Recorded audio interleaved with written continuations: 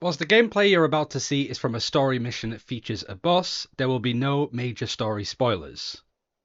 Now then guys, I got access to Borderlands 4 early and there's a lot to cover, but for the next few days I'm going to be showcasing each of the Vault Hunters with some level 30 gameplay, and the gameplay is from a specific mission called Rush the Gate, which is in the Fadefield zone. I left it as late as possible to complete and play this mission because it's part of the preview content, but I want it to be as high level as possible so I could show off augments, capstones, that kind of stuff. But to be clear on this video, this isn't endgame content. This video also isn't a guide for RAFA, albeit I'll be doing those videos in the future, so do like and subscribe. And I won't be talking about how good RAFA was for leveling or doing specific content and what skill trees are good, etc, etc.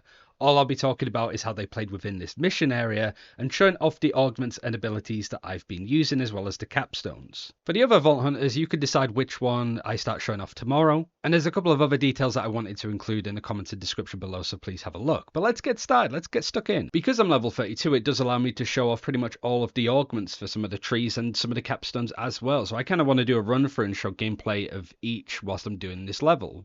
We'll start off with the red tree, which is Remote Agent, and the ability, the base one, is Peacebreaker Cannons, where you equip these big shoulder-mounted cannons that fire at enemies in front of you, dealing kinetic gun damage, so no elemental focus yet at least.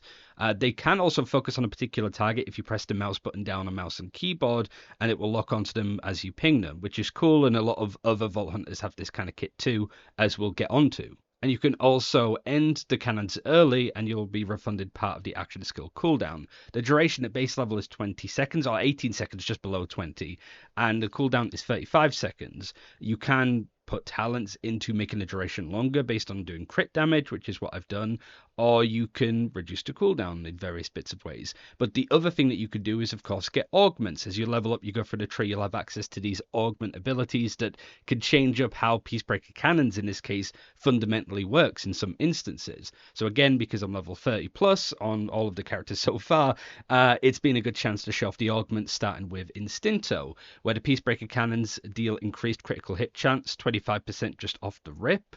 But if you press the action skill again whilst the cannons are active, it will cause them to double their critical hit chance, and you will gain increased critical hit damage off the cannons too, but it will drain the duration of the cannons a lot faster. You can press this multiple times to get multiple stacks, maxing out at 10 total. And you can see in the bottom left where all of the other buffs are, where the Instinto augment is showing up and how many stacks that you have. The stacks last about 8 seconds and then they start to like rescind over time, but they rescind one at a time, as you see. And so it goes from like 8 stacks to 7 stacks, etc.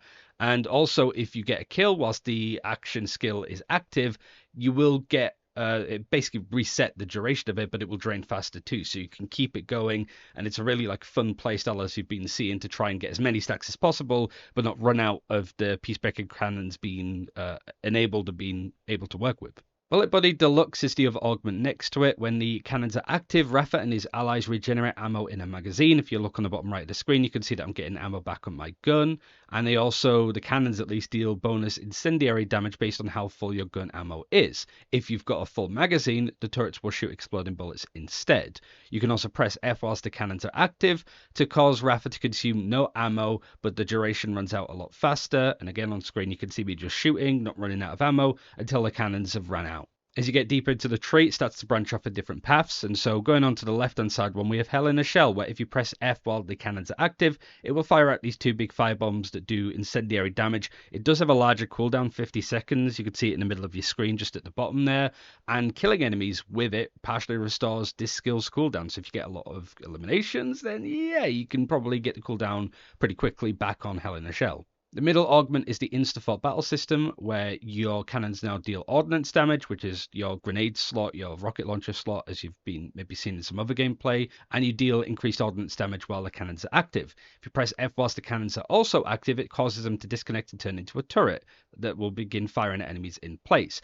If you have a grenade equipped, it will fire your equipped grenade at enemies, but if you don't, it will occasionally fire just normal grenades at targets. You can also press the action skill button again to have the turret companion jump back onto your back, and you can do this forwards and backwards, but naturally there's a duration it's going to run out.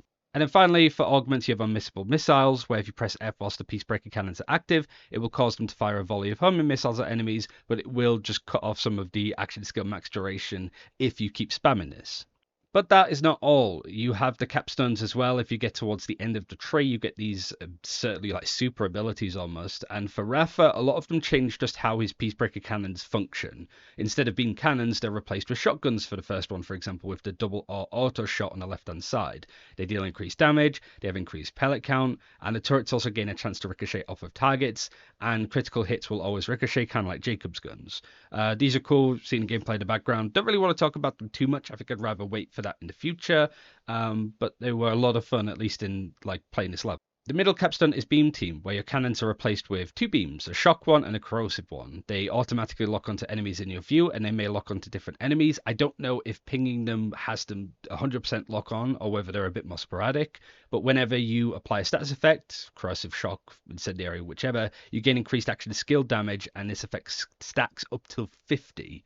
So yeah, a lot of damage. And the final hollow point, it changes up the cannons yet again, but instead of being these cannons, they're replaced with rockets that deal splash damage. And that's pretty much it for the capstones on this one.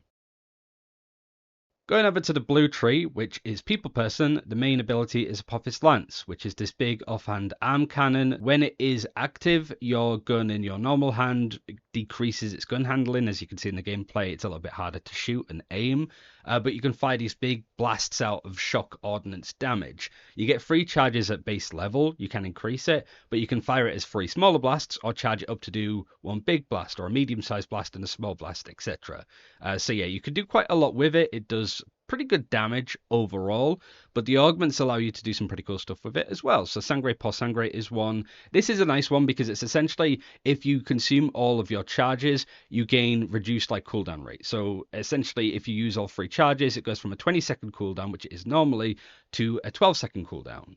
So it doesn't matter if it's fired in 3 blasts or 1 big charge, it just reduces the cooldown, which is a net buff. The other augment next to it is the battery subscription service, where you gain an extra charge. It doesn't matter if you do a big 4 blast if you want, which does more damage naturally, or 4 smaller blasts.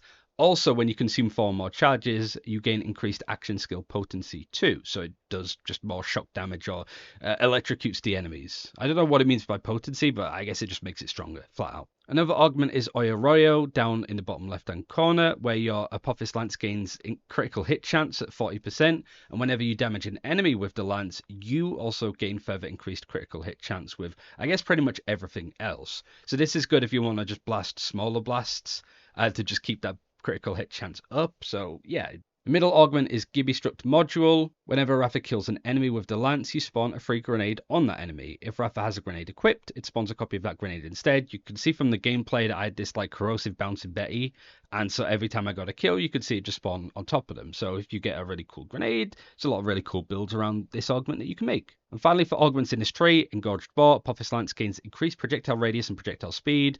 For Project Gorgon, which is one of the capstones, you gain number of chains, but we'll go over that in a second. It just makes the blast bigger and faster and a lot cooler looking, but it doesn't increase any of its damage as such, so fairly standard. But moving on to the capstones, these abilities change up quite a lot for Apophis Lance. For Project Raiju, it's now a close-range shocking taser. You can see, again, from the gameplay, you can press the button down and it will deal shock damage in an arc in front of you. The longer that you hold down this attack, the greater damage it deals. However, if you look in the bottom left, you can see that it still works the same way as Apophis Lance, that you have charges. So you can either just press them one at a time during its like 20-second duration or whatever it is, press it when you need it, or you can hold it down to do more shock damage in this area. So it's not something that you could just have like 100% uptime on, like a lot of people maybe thought. The other capstone is Project Basilisk in the middle tree, where the lance now fires a corrosive blob that deals corrosive hazard and splits into several smaller projectiles. You can fire this as 3 blasts if you want, or more if you build around having more charges, or you can hold down the button to do a big blob of this corrosive and it splits off into more pieces. The final capstone in this tree is Project Gorgon, where the lance is now a laser beam that does fire damage. Similar to the taser, you can either press it during its duration 3 times or 4 times, however many charges you might have, to do just a bit of damage, or you can hold the button down, have it chained for longer, and it will do more damage. And like you saw with the augment before, it can chain to different enemies, and you can increase how many times it chains too. And finally, the green gimmick tree, and the ability is Arc Knives, where you put down your guns and you bring out these melee weapons that are called Arc Knives. And there's 3 main abilities within this one to keep track of. If you press left click or primary fire, you'll deal melee damage with Rafa's Arc Knives. This isn't shock damage at all from the normal just left click, it's worth iterating that for a particular reason. If you press right click or your secondary fire, you'll dash forward and perform a dash attack that does shock melee attack. And then if you press F, you will unleash Rafa's Blade Fury, which deals shock damage to all marked enemies, and it also ends the skill. Marked enemies are those that you hit. You'll see these like little markers on top of enemies and how many stacks of it. Increases the damage done to those targets. The duration is 25 seconds, but the cooldown is 45, so it's quite long, and you don't get any of that cooldown refunded when you end the skill because of the Blade Fury element of it too. But moving on to the augments, whenever Rafa kills an enemy with Altered Cabron, whilst the arc knives are active, it restores a portion of your health so long as you're down on health. And whenever you gain health, you start to deal bonus corrosive damage with all of your attacks, and you gain increased movement speed. This effect also stacks up to 25. Again, if you look in the bottom left, you can see the buff and how many stacks I've got, and also if you look at the damage that I'm doing to some of these enemies, you can see that there's a little extra bonus corrosive damage attached to it. Next door in the main tree is Dead Man Walking as an augment. Arc knives do not end when the duration runs out, instead they only end if Rafa enters Fight for Your Life or activates Blade Fury. The arc knives duration is depleted, Rafa loses health instead. You can see when the duration runs out and you start taking health damage, and whenever you damage an enemy, you gain overshield. Bottom left augment is Thundercutter. Attacks made with arc knives deal shock melee splash damage, and Rafa gains increased splash damage too. So now your normal melee attacks with the left click do shock damage now, much like your right click would do, and it can also increase just general splash damage that you do from everything, I think, whilst the augments and the abilities are active. The middle augment is Parting Gift. Whenever Rafa activates his dash attack, his secondary fire right click, you leave behind a grenade. If he has a grenade equipped, it uses that grenade instead, and enemies damaged by these grenades become marked. Whenever Rafa applies a mark to an enemy, apply an additional mark. This was a weird one because every time I used it, it seemed like I was throwing a grenade instead of having it left behind where I am.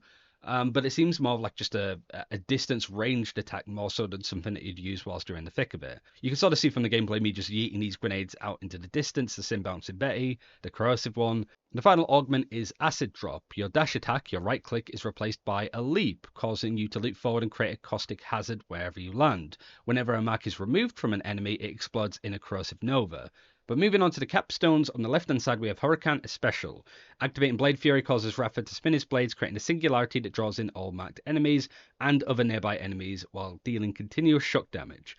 Whenever this attack kills an enemy, Overdrive grants increased action skill cooldown rate. Inferno Protocol is the middle capstone where arc knives are active. Your exosuit stores all damage dealt to you, and the exosuit then heats up and constantly deals a small amount of fire damage to him. Additionally, Rafa's melee attacks start dealing fire damage. A portion of the damage dealt to Rafa is also dealt to enemies he has marked. You can see the effect around me of just being red and on fire and stuff. And then when you use Blade Fury to end the arc knives and you consume all of this stored damage, it deals bonus incendiary damage based on all of the stored damage that was done to you, and a portion of that damage dealt this way is returned to Rafa as health. And the final capstone to highlight for Rafa is Galvanic Panic. Whenever you perform a melee attack with the arc knives, with your left click you fire an acid stream glider. These gliders deal splash damage, corrosive splash damage, and it's based on the number of total marked enemies. Additionally, killing an enemy with arc knives being active restores duration. If you activate Blade Fury, you fire out a volley of acid stream gliders in front of him, and it also ends the ability too. So this, again, is one that you don't actually need to use from melee, as you've seen from gameplay. This is more of like a ranged one. So, I mean, the majority of gameplay that you're going to see in the background is going to be from this capstone because it was really fun to play around. So yeah, that's it for this video. Thank you for watching. Like I said earlier, if you want to see HARLOWE, VEX, or AMON next, gameplay-wise, showcasing them, do let me know, and I'll put it out as soon as possible. You guys can vote for it, and I'll go for what's most popular. Naturally, I'm still embargoed, so there's only so much I can talk about, but if you do have questions, feel free to submit them below, and I will answer them whenever I can. And I can't wait to show you guys more stuff. But like this video, subscribe, hit the notification if you want to know as soon as these videos go live, and I'll see you in the next one. Bye!